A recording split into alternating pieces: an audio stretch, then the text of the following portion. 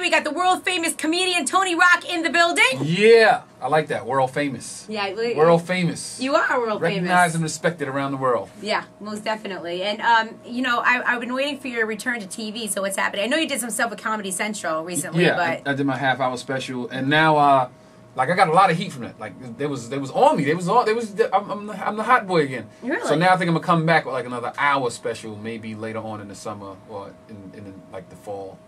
Get a bigger venue, hour, probably the uncut version, so I could curse and really say what I want to say. Really, what do you really want to say, Tony? And I just want to, you know, like when I do my stand-up, I talk to the audience like I'm talking to my boys. So I like to say, you know, a couple of blue words here and there. Wait, couldn't you have sworn though in that half hour? Yeah, but then they beep it, and I didn't want my material beeped. Oh, okay. I don't want it censored. I'd rather just say it and let the people hear it. Well, you should do something with HBO then. Working on it. Working on it. Okay, that sounds good. Yes, indeed. Do you miss TV? I do. I miss the friendships from the cast, you know, the ensemble thing, and I miss the checks and the extras on the set. Oh my God, it was fun. What was the extras? The extras, like we doing a scene in a club. We need extras to play, you know, club goers, and it was always girls and parties and stuff like that on set. It's a lot of fun. It was Lisa Raye that ruined that whole situation. Well, I mean, yeah. I mean, that's right. Last time you were here, you were going off on her. No, I was in D.C. on stage. Some girl in the audience yells out, "Hey, what happened to all of us?" And I'm joking around. I'm like, "Yeah, Lisa Raye messed it up for everybody." And she worked with one of those blogs, one of those, you know, he said, no, he didn't, .com, something like that.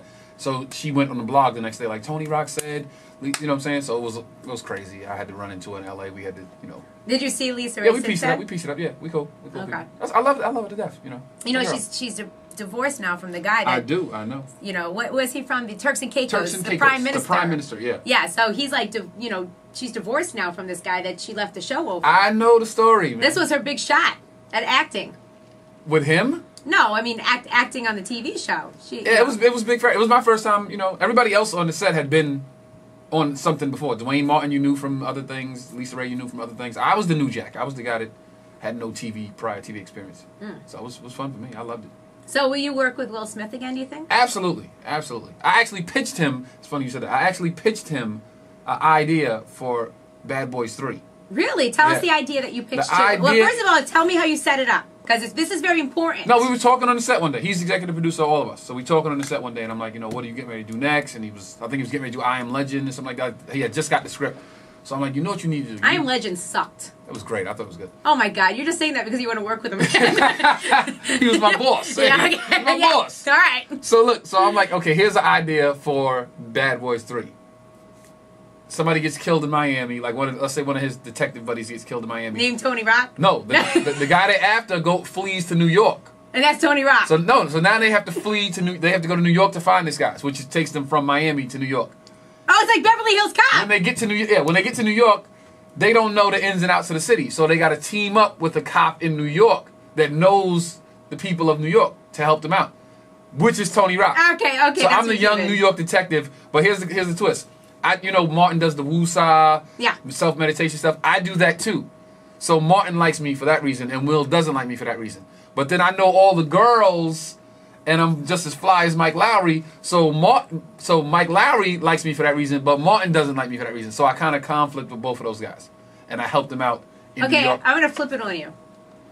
The woo-saw, Martin doesn't like you because of that.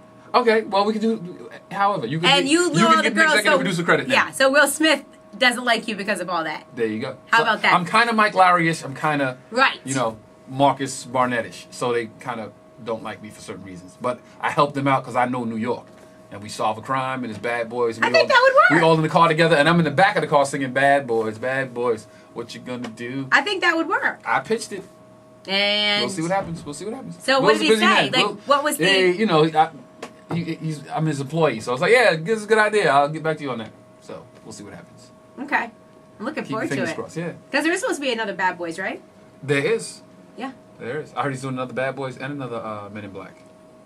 Right, Men in Black. And they're doing the prequel to I Am Legend, which is, I hope, is better than I Am Legend. I want to ask you about this video that's all over the internet of your brother Chris Rock going in on Jay Leno. Did you see this thing? No.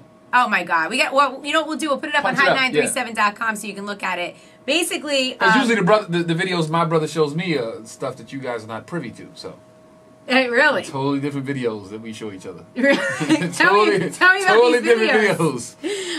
Because I guess basically, all right, Jay Leno had your brother Chris Rock on, his show to talk about Grown Ups. Okay. The new movie. And basically, I predict $100 million movie right there. I predict $120 million. Well, I mean, the cast alone. Yeah. They must have paid $100 million or more, so they better get it back. So anyway, I guess Chris comes out, I saw some of it. Chris comes out and says something to him like, hey, last time I was here, there was a redheaded guy here. Oh. And then he said something like, where's Kevin? Did that guy bring Kevin, with him? And then it was just really funny and stuff. He was going in on Jay Leno, and you could tell how uncomfortable Jay Leno was. He didn't want to talk about because Jay Leno's been under public scrutiny. Right. So it was classic. I like Letterman and Conan. Those are my two. I would watch. It was perfect for me. I would watch Letterman at 11:30, then turn to NBC and watch Conan. So when they were on at the same time, it was a conflict for me. So I like Conan late night. I don't like him and Letterman on the same time. Yeah, well, he's now got that show over on TBS, so he's actually. And NBC paid him. I think it was $43 million to buy him out. $43 million to buy him. But that was for him and his staff. Oh, yeah. So he only ended up with, what, $39 million? Yeah. That's for him and his staff, yeah. But, I mean, it was just really funny. Okay, I got to check it out. Yeah. I mean, do you ever feel like when you're on stage, like you spoke a few minutes ago about the Comedy Central special and stuff, do you ever feel like you and your brother go hard when y'all are on stage and you're doing your thing? Right. Do you ever get off stage and think, oh, maybe I shouldn't have said that, maybe I shouldn't have done that? Has there been an instance, Tony? Only... I would say 2 times that I can remember. Yeah, tell me. I was in D.C. and before, let me preface this with I'm apologizing to all people that are going to be offended by this. I was in D.C. and there's a lot of Ethiopians in D.C. So I didn't know that. There's a lot of Ethiopians in D.C. So there's a table of Ethiopians at the show, and I'm going in on this white guy, something like that, and the girl just randomly just yells out that wasn't funny. And I'm like, well, I wasn't talking to you, so, and she's just like, well, I don't appreciate the fact that you said that to that guy. And just with the quickness of my brain, I just said, first of all, you're African. So I thought having your clitoris cut off would make you more docile, because that's what they do in Ethiopia. Right, yes. So I was like, so I guess you still have yours because you're talking back. Tony. And half the room exploded just at the quickness of it. And the other half of the room was like, wow, I can't believe you would say something like that to that girl. And when the show was over, my boys were in the green room like, yo, son, you destroyed her. And for a second, I was like, you know what? That one I could have not said. Yeah. I could have let that one slide. But it was in the moment. It was just, I deal with a heckler. When you deal with a heckler, it's like a weed. You got to pull the whole thing out. You can't just snip it and think it's gonna it'll grow right back. You got to cut the whole thing out, root and all. Do you like the hecklers or you don't like them? Because some comedians sometimes it's fun. No, sometimes it's fun. If we're going back, if it's a friendly little debate, I like to go back and forth. But if they're trying to just your brother's better than you. It's like, that's not even funny. You just, so now I'm not going to be funny. I'm just going to be malicious with what I say. You know what I mean? If you say something funny, I'm like, oh, that was a good one, man. I entertain it. But if you just, trying to start a fight, then it's like, okay, well, you want to take it there? Well, I have the microphone, and everybody's facing me, so you're going to lose. So let me ask you a question. When Michael Richards said what he said on stage, could you identify with him? Or was it because... you could. No, this is what happened. I know Michael Richards. I've talked to him several times. I don't think he's racist at all. I think, and this is what happens with comics will tell you this. When you're about to bomb, you can feel it. It's like you reaching for that life raft, and it's like about to get away, and you about to drown. So he just grabbed the only thing he could. He looked up and saw a black guy and was like, okay, I'll bail myself out with this. And he just took it the wrong way.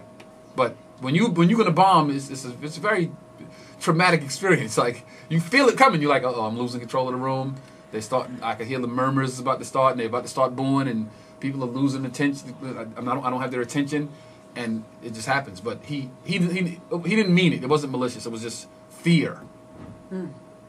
I believe that. And now if he's a racist, then I'm wrong. Well, it was kind of funny how he handled it on Curb Your Enthusiasm. Right. Yeah, he handled it. So. Well, Larry David kind of. Yeah, he wrote it. Yeah. Wrote that to bail him out. All right, Tony Rock's in the studio. We'll be talking to him one more time in just a couple minutes. Keep it here. It's Hot 937.